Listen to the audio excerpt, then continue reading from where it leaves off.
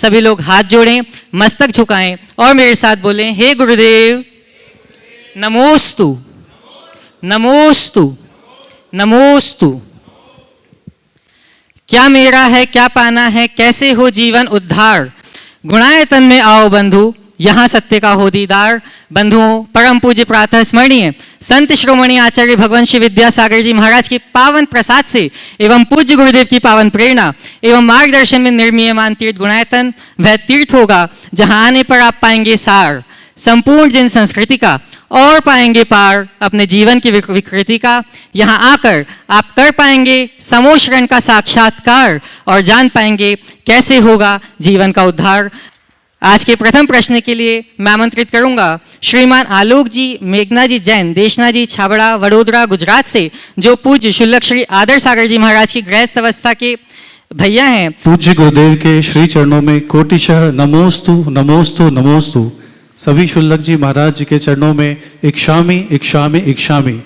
गुरुदेव, मेरी ये शंका भी है और मेरा ये पीड़ा भी है। गुरुदेव, मैं इवेंट मैनेजमेंट का काम करता हूँ, तो देखा गया है गुरुदेव कि जब लौकिक अपन कोई फंक्शन करते हैं, शादी ब्याह इत्यादि, तो वही व्यक्ति चाहता है कि मेरा आयोजन बेस्ट टू बेस्ट हो, चाहे वो साउंड हो, लाइट हो, डेकोरेशन हो, भोजन हो। और वही व्यक्ति जब 3 लोग के नाथ का, जिसका दिया हुआ सब कुछ है, उसकी कोई आयोजन करता है, कोई फंक्शन करता है, वो चाहता है कि निम्न स्तर का हो, सस्ता हो, काम ऐसे ही चले जाए। तो गुरुदेव, जब मैं यहाँ आकर देखता हूँ तो मुझे बहुत खुशी होती है, बहुत प्रसन्नता होती है कि यहाँ पे इतना बढ़िया सुव्यवस्थित सारा कार्य होता है। तो गुरुदेव, होना क्या चाहिए, किस प्रकार 3 लोग के नाथ का भक्ति करनी चाहिए? देखिए, अपव्यय कहीं नहीं होना चाहिए और सद्व्यय में कहीं कमी नहीं करनी चाहिए। हमें जो काम लोक में है, लोक के लिए करते हैं, परमार्थ के लिए उससे अनंत गुनी श्रद्धा और शक्ति के साथ काम करना चाहिए। अगर इसका उदाहरण देखना चाहते हो तो समोसरण को देखो। इंद्र भगवान के समोसरण की शरण की संरचना करता है और वह इस लोक की सर्वश्रेष्ठ कृति के रूप में जानी जाती है। उसमें एक एक चीज़ें बड़ी उत्तम होती है, लोकोत्तर होती है। कुल मिलाकर हमारे भावों में दारिद्र्य नहीं होना चाहिए। हमारे यहाँ एक शब्द आता है, एक सूत्र आता है, अधिकरणम जीवा जीवा।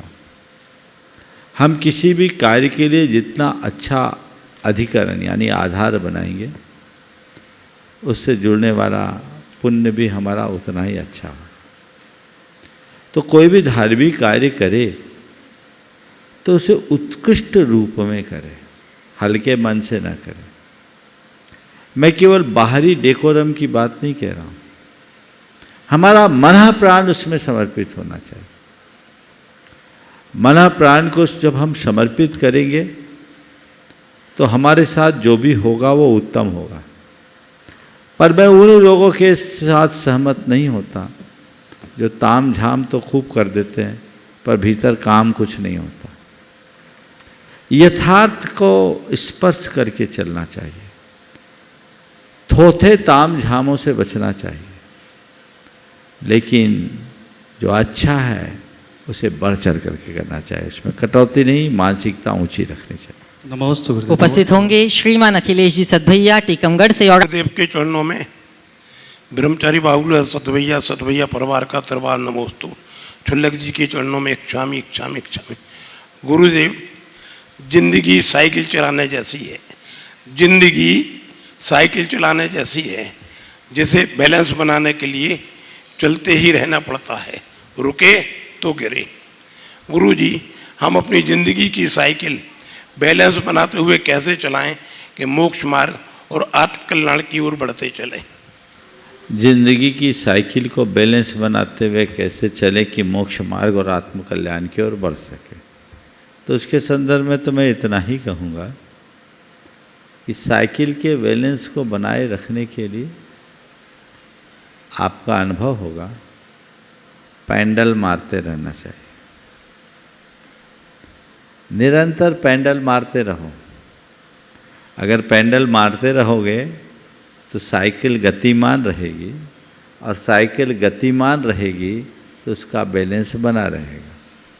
अगर उसकी गति रुकेगी तो फिर उसका संतुलन बिगड़ेगा। जीवन को आगे बढ़ाने के लिए सतत गतिशील रहो, प्रमादी मत बनो, कर्तव्यनिष्ठ क्रियानिष्ठ बनो। चरे वेती की उक्ति को साथ लेकर के चलो। चलोगे तो पहुंचोगे, थमोगे तो रुक जाओगे। इसलिए हमें थमना नहीं है, आगे बढ़ना। नमोस्तु महाराज, नमोस्तु। उपस्थित होंगे श्रीमान राजीव जी जैन सहारनपुर से। और अगले प्रश्न। नमस्ते भगवान। महाराज जी, 6 महीना 8 समय में 608 जीव मोक्ष जाते हैं। जिस पार्श्वनाथ और महावीर भगवान के बीच में 100 वर्ष का अंतराल रहा है, तो जितने इस बीच में मोक्षकामी होंगे वो सब उस गिनती में आएंगे, परंतु पार्श्वनाथ भगवान की टोंक से आता है इतने मुनिराज मोक्ष गए। अगर सारे भी 100 साल में भी 608 जीव और सबके जोड़ दें तो भी उससे वो राशि बहुत ज़्यादा बैठती है जो हमारे उसमें आती है। तो ऐसा है, बिल्कुल सही है। पहली बात तो ध्यान रखना, जिन भी टोंकों से जितने भी भगवान के मोक्ष जाने की बात हुई, सबसे ज़्यादा शायद मुनि सुब्रतनाथ भगवान के टोंक से है, 99 करोड़ 99 लाख। हाँ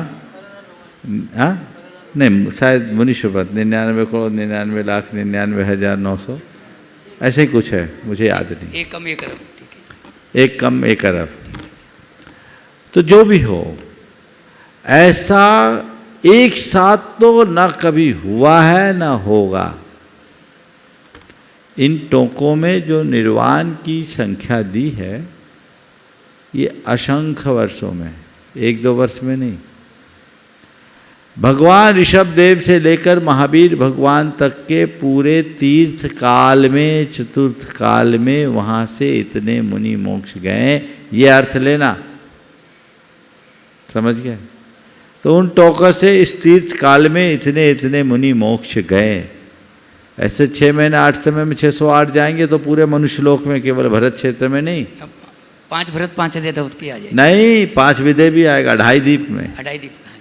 इसलिए ये जो व्यवस्था है, ऋषभ देव से महावीर पर्यंत के पूरे एक कोड़ा कोड़ी सागर 42,000 वर्ष कम उस काल का। नहीं जी, ऐसे आते हैं ना, पार्श्वनाथ भगवान की टोंक से इतने, इस टोंक से गए। हाँ, उसका मतलब। पर जहाँ पारसनाथ भगवान मोक्ष गया, उससे पहले को मोक्ष गया था कि नहीं गया था?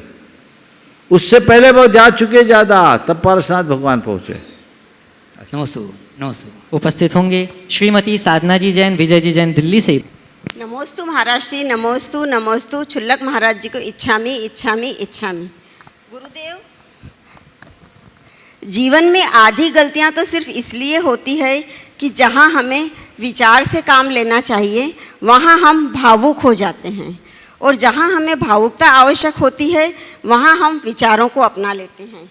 तो महाराज श्री, जीवन में विचारों में और भावुकता में तालमेल कैसे बैठाना चाहिए ताकि जीवन में समता और संतोष बना रहे? बहुत अच्छा सवाल है।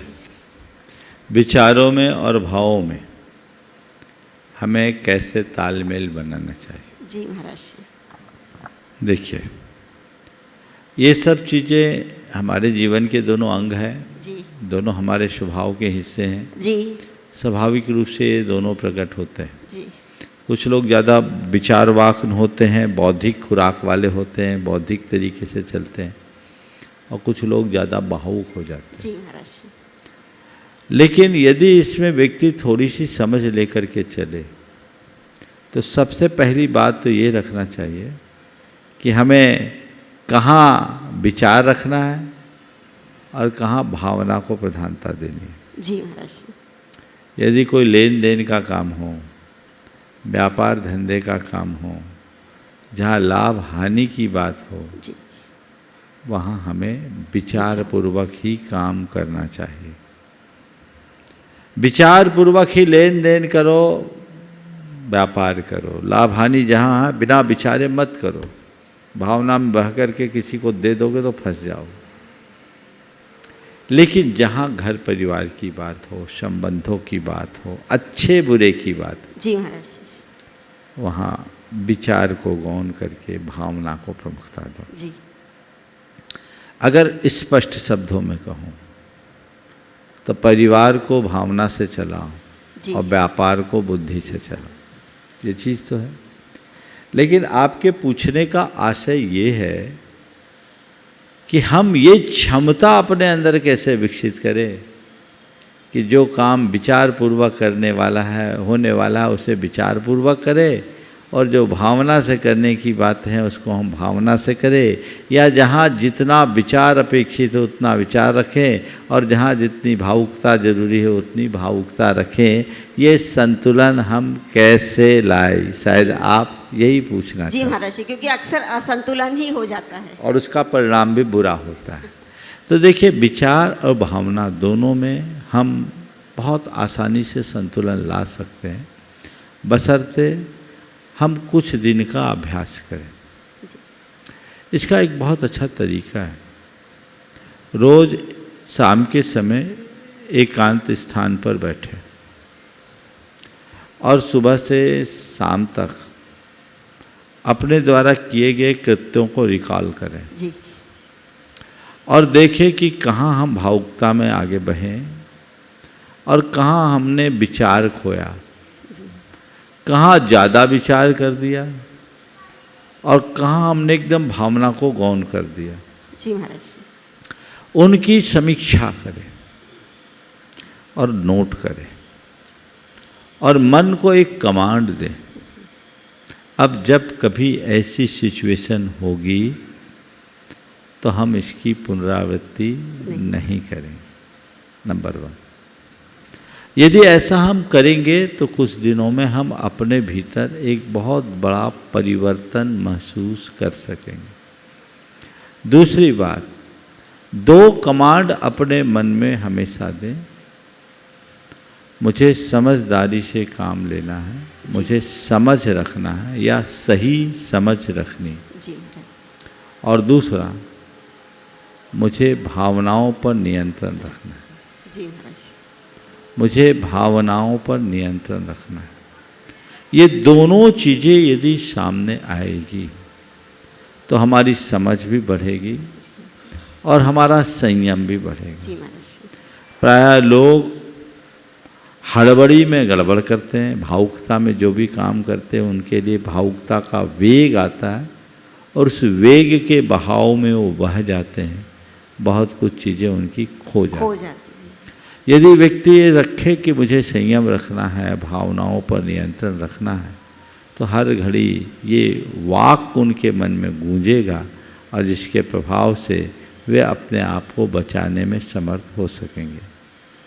इसी तरह कई बार व्यक्ति संयम या समझ खो देता है। समझ नहीं खो देने के कारण अरे उस समय मैंने समझा नहीं, विचार नहीं किया, इसलिए गड़बड़ हो गया।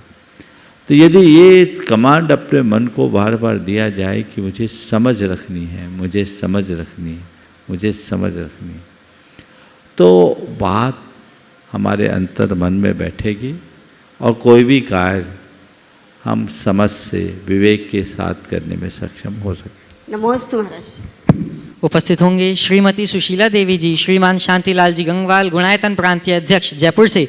नमोस्तु गुरुदेव, नमोस्तु गुरुदेव, नमोस्तु गुरुदेव। इच्छामि इच्छामि इच्छामि। महाराज जी, मेरा छोटा सा एक प्रश्न है कि अंतरात्मा और परमात्मा तो जानने और सुनने में आती है, लेकिन बहिरात्मा क्या होती है, थोड़ा विस्तार से। देखिए, आत्मा की 3 स्थितियाँ हैं, बहिरात्मा, अंतरात्मा और परमात्मा। बहिरात्मा मतलब जो अपनी आत्मा को बाहर देखे, जो शरीर और आत्मा में ऐक्य बुद्धि रखे, दोनों को एक माने, जो देह जगत को ही सब कुछ माने, जिसकी दृष्टि बाहरी हो, भौतिक हो, वो बहिरात्मा है, अज्ञानी। दूसरा अंतरात्मा, जिसने अपने अंतरंग में विराजमान आत्मा को पहचान लिया है। मैं एक विशुद्ध आत्मा हूँ, ऐसा जिसका ज्ञान और श्रद्धान है, वो अंतरात्मा है, जिसे हम दूसरे शब्दों में कहें भेद विज्ञानी, सम्यक दृष्टि अंतरात्मा है।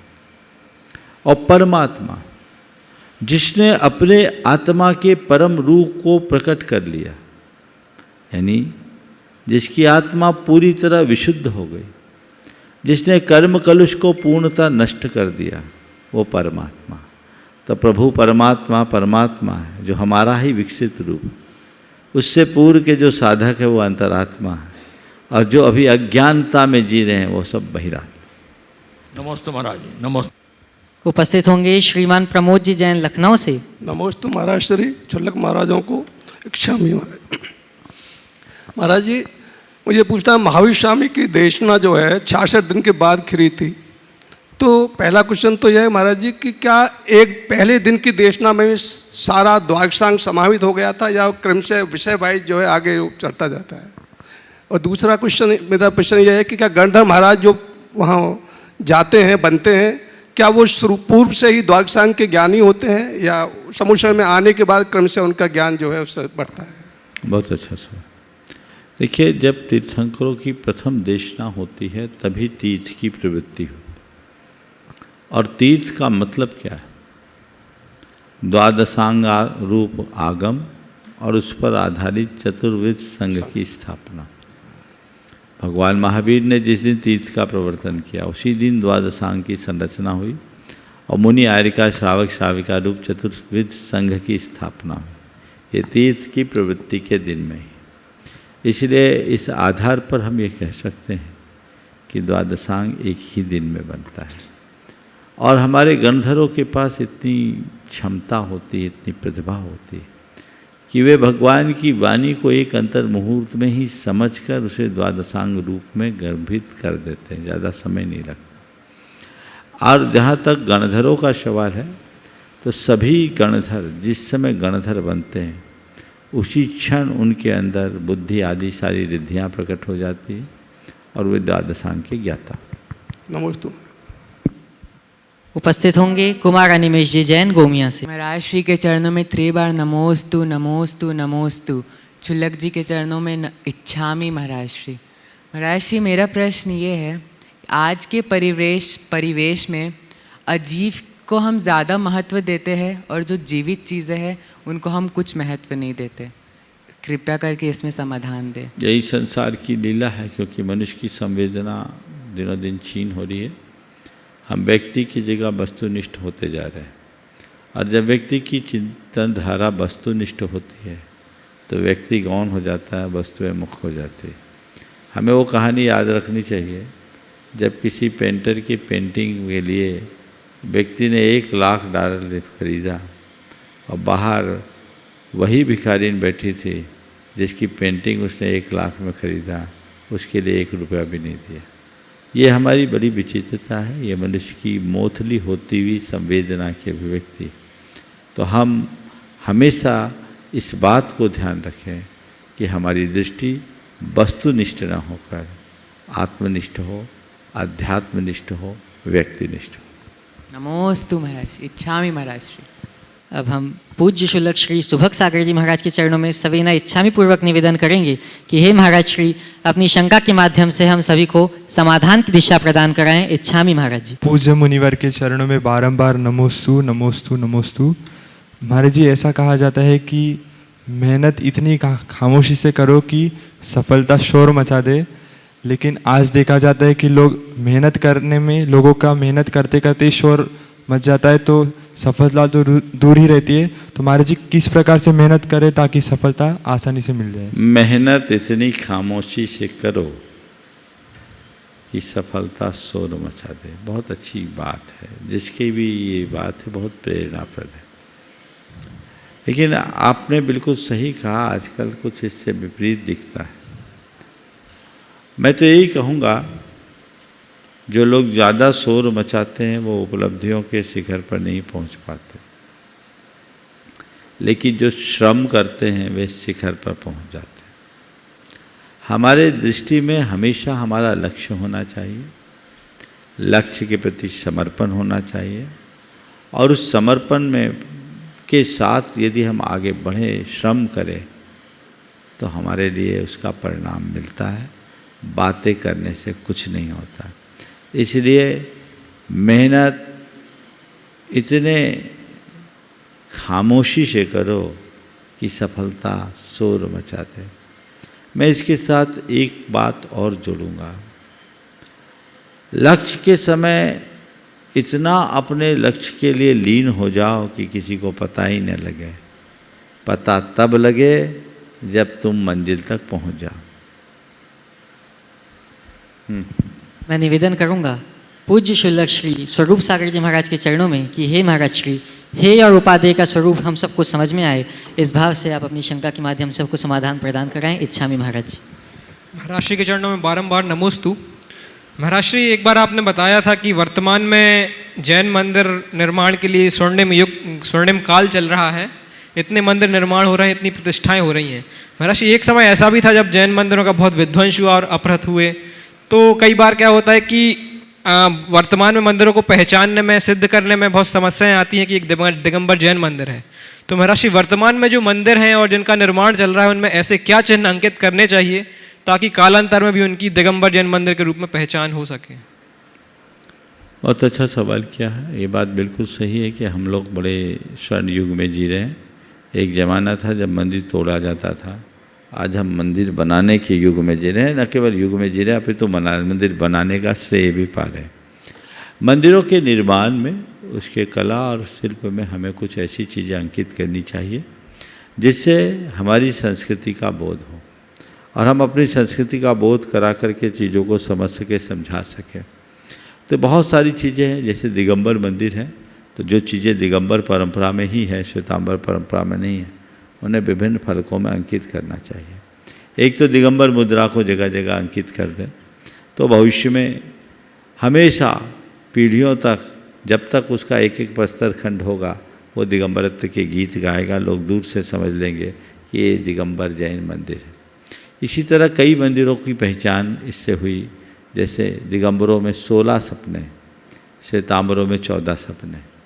अब माता के सपने अगर 14 है तो समझ लो ये श्वेतांबर है, और 16 है तो समझ लो दिगंबर है। तो इस आधार पर बहुत सारी चीज़ों को जाना जा सकता है। वैसे प्रतीकों को अंकित करना चाहिए, किए भी जाते हैं, प्रायः सभी मंदिरों में ऐसा होता है, और हमें इसका विशेष रूप से ख्याल रखना चाहिए। चिद्रूप के दर्शन हम सभी को हो जाएं, इस भाव से मैं निवेदन करूंगा पूज्य शुल्लक श्री चिद्रूप सागर जी महाराज के चरणों में कि वे अपनी शंका के माध्यम से हम सबको दिशा प्रदान करें। इच्छामि महाराज जी। पूज्य मुनिश्री के चरणों में बारंबार नमोस्तु। महाराज जी, भगवान की प्रतिमा की दृष्टि नासा दृष्टि होती है, उन्होंने अपनी बहिर्मुख दृष्टि को अंतर्मुख करके अनंत सुख को प्राप्त कर लिया। महाराज जी, देखा जाता है जो आँखों से जो दृश्य देखते हैं उसका प्रभाव मन पर गहरा पड़ता है। अच्छे दृश्य देखते हैं तो अच्छा प्रभाव पड़ता है, और बुरे दृश्य देखते हैं तो बुरा प्रभाव पड़ता है। तो मन के नियंत्रण के लिए आँखों पर कैसे नियंत्रण रखें और कैसा उन पर प्रभाव उसका होना चाहिए? बात बिल्कुल सही है। हमारी आँखों का बड़ा महत्व है। एक तो हमारी आँखों से ऊर्जा बहुत ज़्यादा निकलती है, और हम बोलते हैं ना, किसी की नज़र से नज़र मिल जाए तो पूरा खेल बदल जाता है। नज़र लग जाने में भी समस्याएं खड़ी हो जाती। ये इस बात का प्रमाण है कि हमारे जीवन में हमारे आँखों का, हमारी नज़रों का बड़ा गहरा संबंध है। इसलिए दृष्टि संयम, अगर किसी भी व्यक्ति को देखें तो सामान्य दृष्टि से देखना, व्यक्ति हो या वस्तु, दिखना और देखना, इसमें भी अंतर है। चीज़ों को हम देखते हैं, सहज भाव से दिखती है तो देखेंगे, आंखें बंद तो करेंगे नहीं, पर देखने की प्रगाढ़ इच्छा होना असंयम की ओर हमें आकर्षित करेगा। जो दिखे उसे देखो, और अगर किसी को देखना भी है तो घूर घूर के मत देखो,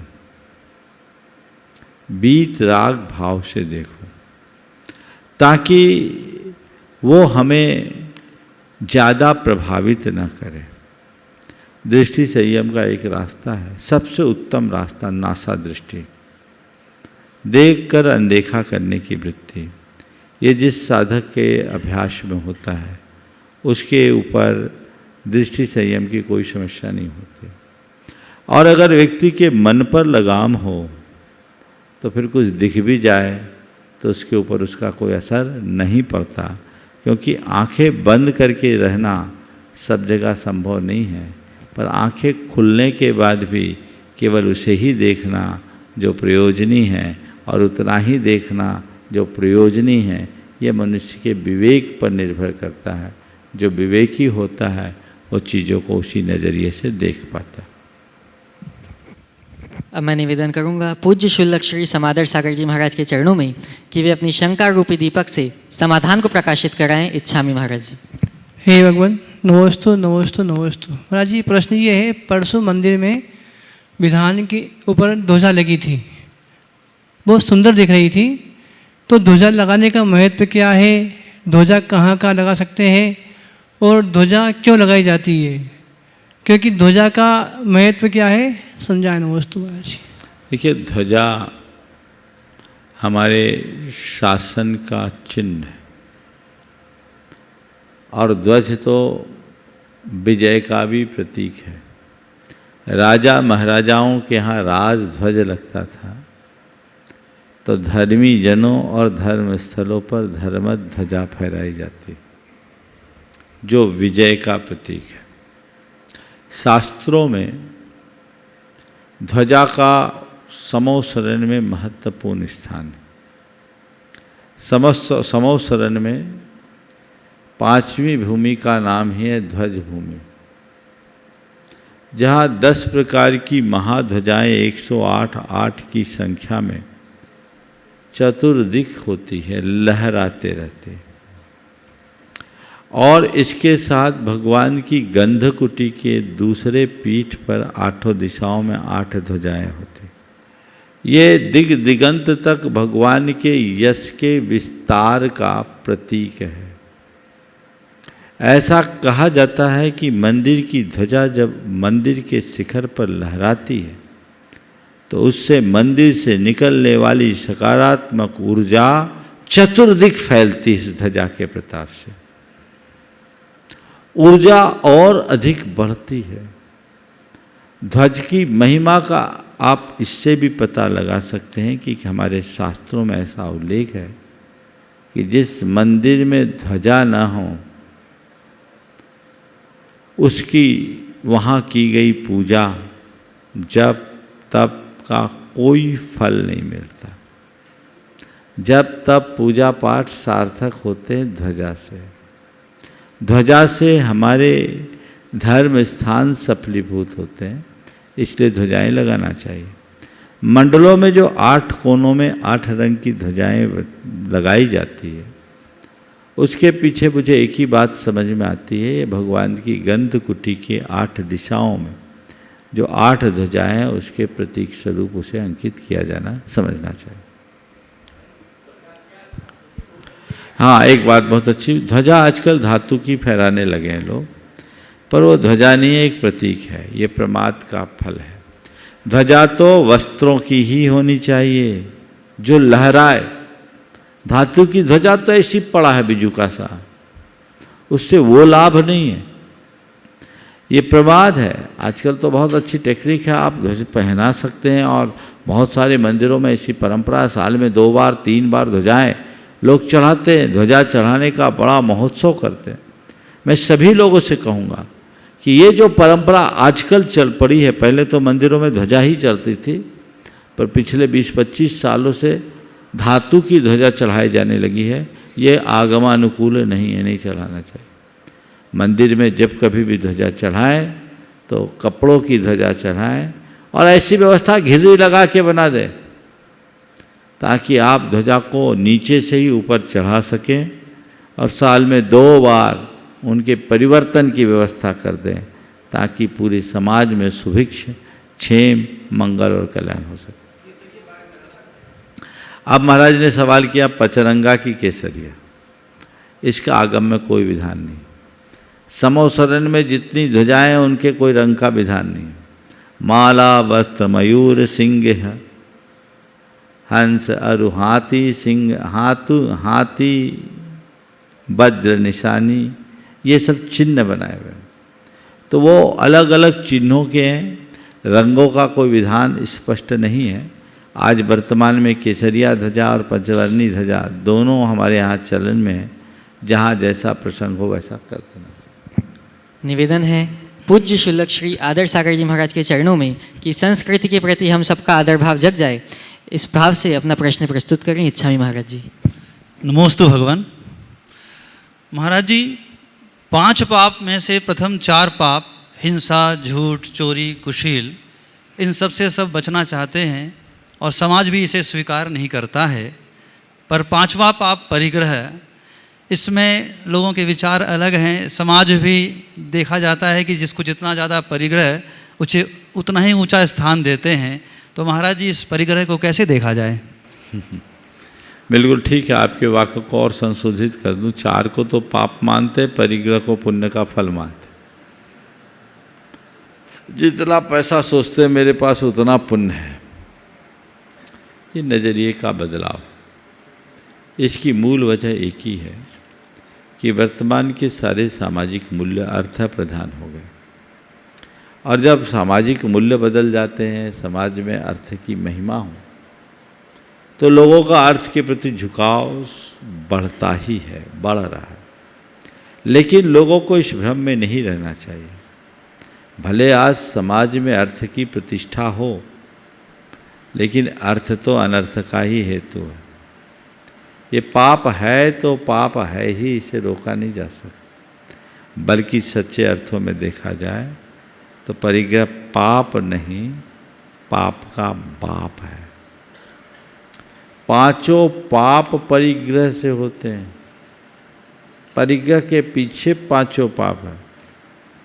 हमें हिंसा दिख जाती, झूठ, चोरी, कुशील दिख जाता है, लेकिन परिग्रह के पीछे छिपे हुए पाप को लोग देख नहीं पाते। हमारे यहाँ कहा गया, संग निमित्तम मारी भनी अलियम कुनी चोरक्कम सेवई मेहुन भावम अपरिणामो कुनद जीवो।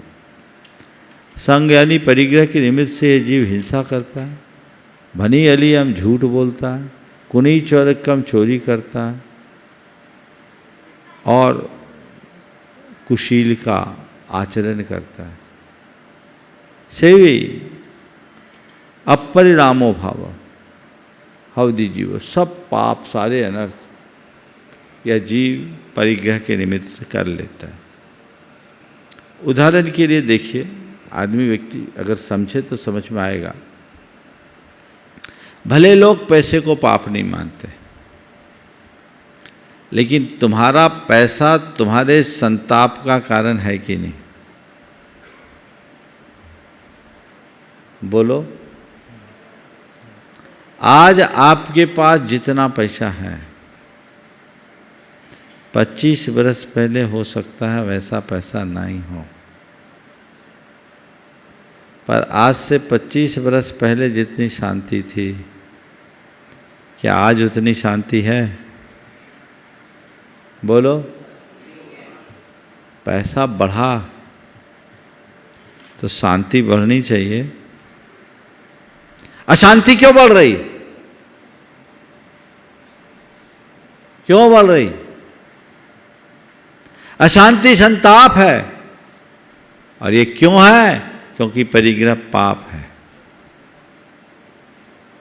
पाप का संताप होगा, भले व्यक्ति उसे अंतर्मन से स्वीकार करे या ना करे, पर उससे बचा नहीं जा सकता। ये जीवन का एक शाश्वत सत्य है, इसे पहचानना चाहिए।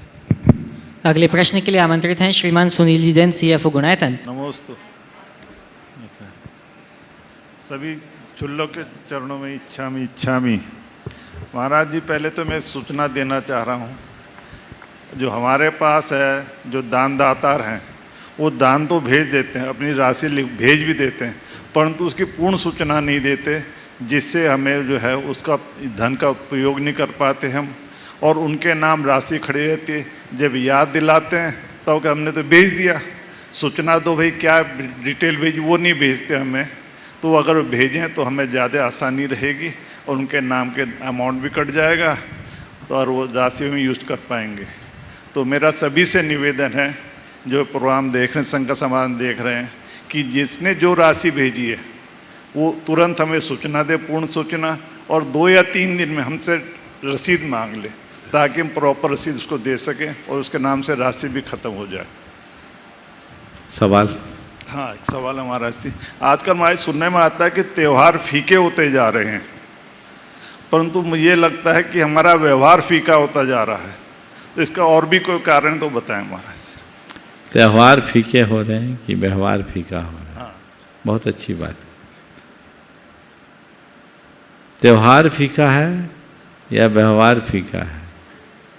मुझे त्यौहार भी फीका दिख रहा है, व्यवहार भी फीका दिख रहा है, और उसके पीछे की वजह है वो दो है। त्यौहार फीके होने की वजह तो है सांस्कृतिक निष्ठा की कमी। दिनों दिन आज हमारी सांस्कृतिक निष्ठा कम हो रही, और सांस्कृतिक निष्ठा कम होने से हम अपने पर्व त्योहारों को महत्व नहीं देते, और आजकल के समय मीडिया भी इसमें बड़ी भूमिका दे रहा है। हम अपने मूलभूत त्योहारों को भूलकर दूसरे को डिजिटल माध्यम से बधाइयाँ देने में ही मशगूल हो जाते हैं, जिनसे हमारा कोई लेना देना नहीं। पर्व, उत्सव, त्यौहार हमारी संस्कृति के पोषक होते हैं, संवाहक होते हैं। इनमें हमारी संस्कृति छिपी होती है। जब तक ये चलते रहेंगे हमें अपने सांस्कृतिक अस्मिता का बोध होगा। आजकल ये चीज़ें कम हो गई, जिसके कारण लोग अपने मूलभूत संस्कृति को भी भूलने लगे। हमें आवश्यकता है लोगों के हृदय में सांस्कृतिक निष्ठा जगाने की। यदि ऐसी निष्ठा जगेगी तो हम अपने पर्व त्योहारों के प्रति वही भाव रखेंगे जो होना चाहिए, जिससे हम अपनी परंपरा और रीति रिवाजों को भी धर्म के साथ जान सकेंगे। दूसरी बात जो आपने कही कि व्यवहार फीका हो रहा है, व्यवहार फीके होने के पीछे दो कारण दिखते हैं। एक तो आज की बदली हुई सोच, उपभोक्तावादी मनोवृत्ति। उपभोक्तावादी सोच ने हमारे सारे व्यवहार को बिगाड़ दिया। आज हमारी सोच पूरी तरह वस्तुनिष्ठ हो गई। हर व्यक्ति अब आत्म केंद्रित होकर के जीना शुरू कर दिया। इस सोच ने हमारे पूरे व्यवहार को बिगाड़ा है। इसके कारण जो दूसरी समस्या हमारे सामने आई, परस्परता, प्रेम, आत्मीयता, बंधुत्व, सहजीवन के जो उदात्त मूल्य थे, वे सब छिन्न भिन्न हो गए। जिसके आधार पर हमने वसुधैव कुटुंबकम का उदात्त सूत्र पाया। अब कुटुंबिक हो गया तो वसुधैव कुटुंब की बात क्या करेंगे। इसकी वजह है, इसमें एक बड़ा कारण है आज की बदली हुई जीवन शैली और आधुनिक शिक्षा, जिसने हमारे व्यवहार को पूरी तरह बिगाड़ दिया। पहले लोग इन सब चीज़ों को समझते थे, तब व्यवहार निपटा था। अब जब मूलभूत मूल्य ही समाप्त होंगे तो व्यवहार किससे? नमोस्तु नमोस्तु नमोस्तु। उपस्थित होंगी श्रीमती रुचि जी जैन, सिंगापुर से। महाराज श्री के चरणों में नमोस्तु नमोस्तु नमोस्तु।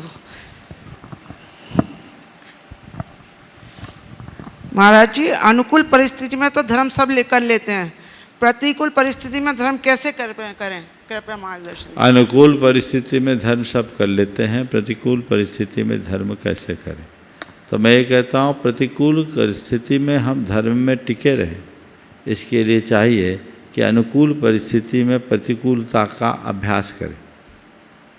जो व्यक्ति अनुकूल परिस्थितियों में प्रतिकूलता का अभ्यास कर लेता है, वो प्रतिकूल परिस्थिति के आने पर कभी विचलित नहीं होता। ये मान करके चलो कि आज तुम्हारे साथ अनुकूलता है, पर कल वो अनुकूलता रहेगी, इसका कोई निश्चय नहीं।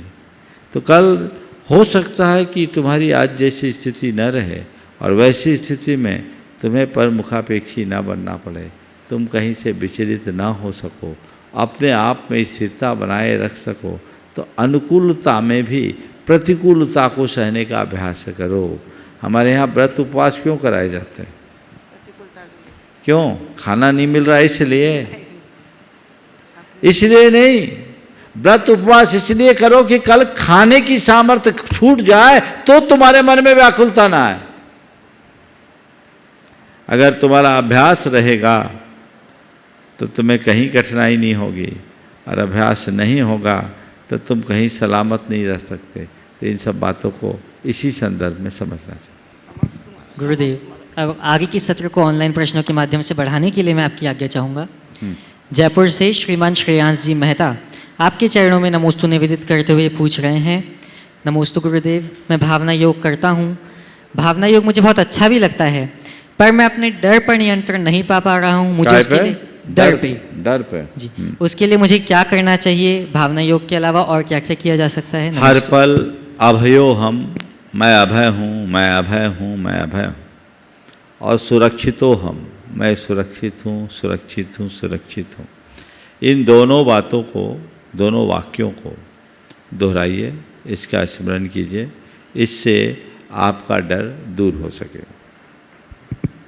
शहडोल से निशिजी जैन, मेरे आराध्य गुरु के चरणों में बारंबार नमोस्तु।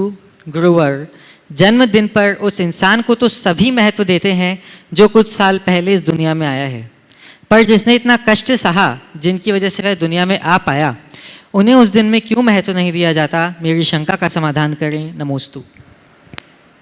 बहुत अच्छी बात कही। जन्मदिन पर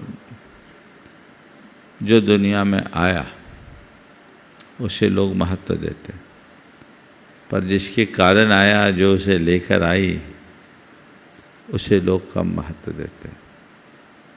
मैं तो ये कहता हूँ, जिनको भी जन्मदिन मनाना है, माँ बाप तो उसे आशीषते हैं, आगे बढ़ने के लिए भावना देते हैं, यही माँ बाप की महानता है। लेकिन संतान को चाहिए कि उस दिन वो अपने माँ बाप के प्रति श्रद्धावनत हो, उनके प्रति कृतज्ञता ज्ञापित करे और उनसे कहे, हम आपके इस ऋण को नहीं चुका सकते क्योंकि आपने जन्म दिया। न केवल जन्म दिया, जन्म के साथ जीवन भी दिया, और न केवल जीवन दिया, जीवन देने के साथ संस्कार भी दिया। आपने अगर हमें जन्म नहीं दिया होता तो हो सकता हम पेट से परलोक पहुंच गए होते, जैसा कि आज बहुत सारी माताएं कर देती। बहुत बहुत आभार है आपका। और माँ से कहो कि तुमने मेरे पीछे कितना कष्ट सहा, प्रसव की वेदना से ही मुझे जन्म दिया, खुद के जान को जोखिम में डालकर मुझे इस दुनिया का दर्शन कराया। इस बात का एहसास बच्चे को होना चाहिए, व्यक्ति को होना चाहिए। कदाचित छोटे बच्चे को न हो, बड़े को तो होना ही चाहिए। और बच्चे के मन में भी ये बात बिठालना चाहिए कि माँ बाप ने अगर बच्चे को जन्म दिया है तो वो कितना बड़ा उपकार है। उस उपकार का स्मरण हो तो कोई व्यक्ति माँ बाप की उपेक्षा नहीं कर सकता। न केवल जन्म दिया, जन्म देने के बाद हमें यूं ही नहीं छोड़ा, हमारा पालन पोषण किया, हमें खिलाया पिलाया, बीमार पड़ने पर डॉक्टर को दिखाया, हमारे सारे सुखों का ध्यान रखा। कितना बड़ा उपकार है। अगर जन्म देकर हमें किसी झाड़ी में छोड़ दिए होते तो हमारा क्या होता? हमारे जीवन की दशा क्या होती? सब कुछ छिन्न भिन्न हो गया होता। बहुत बड़ा उपकार है कि उनने हमें जन्म दिया, फिर जीवन दिया, और जीवन ही नहीं दिया, संस्कार दिया, पढ़ाया लिखाया, योग्य बनाया। आज एक सभ्य मनुष्य की भांति तुम जी रहे हो, ये माँ बाप का ही उपकार है। यदि तुम्हें जन्म देकर म्यूनिसिपैलिटी के भरोसे छोड़ दिया होता तो आवारा अपराधी बन करके फिरते होते, और क्या होता। कितना बड़ा उपकार है। इसलिए अपने जन्मदाता, जीवनदाता और संस्कारदाता माँ बाप के ऋणों का स्मरण हमेशा करना, उन्हें कभी भूलना नहीं। और जन्मदिन की जिस दिन तुम्हें बधाई मिले, उस बधाई को स्वीकारते समय जितनी बधाइयाँ आएँ सबको माँ बाप के चरणों में अर्पित कर देना और उन्हें याद करना।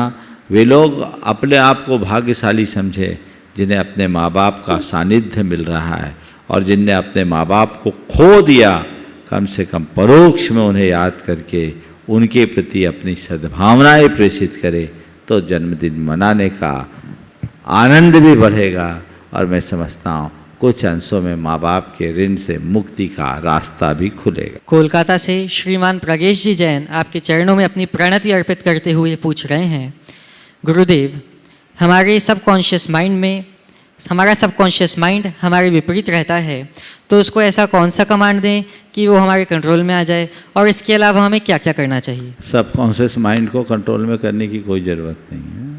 जो आप पाना चाहते, जो आप होना चाहते, उसकी भावना भाइये।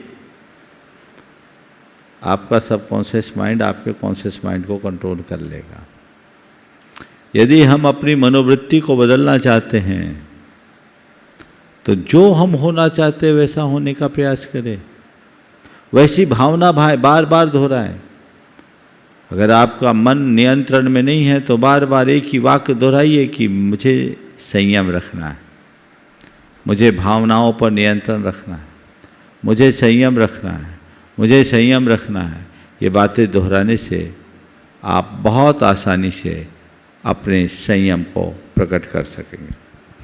बिनौली बागपत से श्रीमान नितिन जी जैन पूछ रहे हैं, नमोस्तु गुरुदेव, मैंने कहीं पढ़ा था इराक में दुकानदार किताबों को रात के समय बाहर ही लगा छोड़ देते हैं क्योंकि उनका मानना है कि चोर पढ़ेगा नहीं और पढ़ने वाला चोरी करेगा नहीं। तो महाराज श्री, मेरी शंका यह है कि उनका ऐसा मानना कहाँ तक सही है, क्योंकि आज के समय में कभी कभी उल्टा ही देखने को मिलता है। कृपया समाधान दें। पहली बार मैंने सुना। इराक की ईरान कहाँ है? इराक में किताबों को लोग घर के दुकान के बाहर खुला छोड़ देते हैं ताकि उन्हें पता है चोर पढ़ेगा नहीं और पढ़ने वाला चोरी करेगा नहीं। अगर ऐसा सच है तो बहुत उत्तम दृष्टिकोण है। और मैं तो आपसे कहता हूँ, अगर किसी किताब की चोरी हो जाए ना तो बिल्कुल संकोच मत करना, सोचना चलो अगर वो पढ़ ले तो उसकी बुद्धि सुधर जाए, बुद्धि सुधर जाए, ऐसी भावना भानी चाहिए। जो किताब को किताब की दृष्टि से लेगा पहले चोरी नहीं करेगा, और कदाचित उसके प्रलोभनवश आ भी गया तो किताब उसके जीवन को बदले बिना नहीं रहेगी। लेकिन किताब को उसके मूल्य की दृष्टि से देखेगा तो किताब नहीं, वो वस्तु को चुराएगा, और वस्तुएं चोरी होगी तो उसकी सुरक्षा भी जरूरी है। इसलिए आजकल किताब उसके लिए किताब या ग्रंथ है जिसकी उसके प्रति श्रद्धा है। आम व्यक्ति के लिए वो एक मूल्यवान वस्तु है, और मूल्यवान वस्तु की हिफाजत करना कलयुग में बहुत ज़रूरी है, क्योंकि तुम उन्हें ऐसे ही छोड़ दोगे तो मामला गड़बड़ा सकता है। गड़ाकोटा जिला सागर से श्रीमान प्रवीण जी सिंघई नमोस्तु पूर्वक पूछ रहे हैं, गुरुवर, कहावत है कि जैसा पानी पीजिए वैसी वाणी होए। तो हे गुरुवर, मेरी जिज्ञासा यह है कि पानी का वाणी से क्या संबंध होता है, एवं मेरी वाणी कोमल व नम्र बने, इसके लिए सूत्र प्रदान कीजिए। नमोस्तु। जैसा खावे अन्न वैसा होए मन, जैसी पीवे पानी वैसी होए बानी। ये बहुत पुरानी कहावत है। आपने पूछा पानी से वाणी का क्या संबंध है। हम तो देखते हैं, एक कहावत हमने सुना है, 10 कोश में पानी बदले 20 कोश में वाणी। हम लोग तो बिहार करते हैं ना, तो लोगों की बोली भाषा इसका बड़ा गहरा अध्ययन हो जाता है। हर गांव शहर की भाषा में थोड़ा थोड़ा अंतर होता है, और एक एरिया बदलता है तो बोली बदल जाती है। हम लोग इतना अनुभव हो गया कि व्यक्ति की बातचीत से पता लगा लेते कि ये व्यक्ति किस इलाके का व्यक्ति है, कहाँ है, क्या है, थोड़ा सा अंतर। अब मैं एक उदाहरण देता हूँ कैसे बोली बदलती है। बुंदेलखंड का उदाहरण दे देता हूँ। अब बुंदेलखंड बहुत बड़ा एरिया है, लेकिन वहाँ अंतर है। अब हम सागर जिला को ले, टीकमगढ़ जिला को ले और ललितपुर झांसी जिला को ले। ये तीनों जिले हैं लगे हुए एक दूसरे से। अगर ये तीनों में एक ही वाक्य की बात करें तो एक बोलेगा तुम कहाँ गए थे, तो पूछेगा कितने गए थे, कितने गए थे। ये सागर में लोग बोलेंगे किते, और टीकमगढ़ वाले बैठे हैं बोलेंगे किताएं, यही बोलते हैं ना, किताएं। वो किते से किताएं हो गया, डिस्टेंस तो 100 किलोमीटर का ही है, लेकिन जिले में घुसते ही वो किते को किताएं बोलेंगे। मैंने नज़दीकी से प्राप्त किया। ललितपुर में भी क्या बोलते हैं, किताएं बोलते हैं ललितपुर, कते, कितने गए थे, कितने गए थे। तो ये अंतर एक शब्द का है। तो बोली एक स्वाभाविक प्रक्रिया से बदलती है। ये भाषा का विज्ञान है, इतिहास है, इसके पीछे कोई मनोविज्ञान नहीं। लेकिन ये एक स्वाभाविक रूप से बोली बदलने में कोई दिक्कत नहीं है। पर अगर अपने बोली में पुरुषार्थ से बदलाव लाना चाहते हो तो कोई भी वाक्य बोलने के पहले सावधानी रखो, सजगता रखो। हमें क्या सावधानी रखनी, कई कई जगह बहुत बड़ा अंतर होता है। हम लोग प्रांत बदलते हैं, बॉर्डर के इस तरफ बोली एकदम अलग, बॉर्डर के इस तरफ बोली एकदम अलग, बोली बदल जाती है। तो ये अंतर है बहुत। सब तरफ एक ही वाक्य को लोग अपने अपने तरीके से बोलते हैं, बदलते हैं, और ये परिवर्तन स्वाभाविक होता है। उसे उसी संदर्भ में देखना और समझना चाहिए। हम अपनी वाणी में संयम रखें, मिठास रखें। इसी भाव के साथ आज के सत्र को यहीं पर विराम। बोलिए परम पूज्य आचार्य गुरुवर श्री विद्यासागर जी महाराज।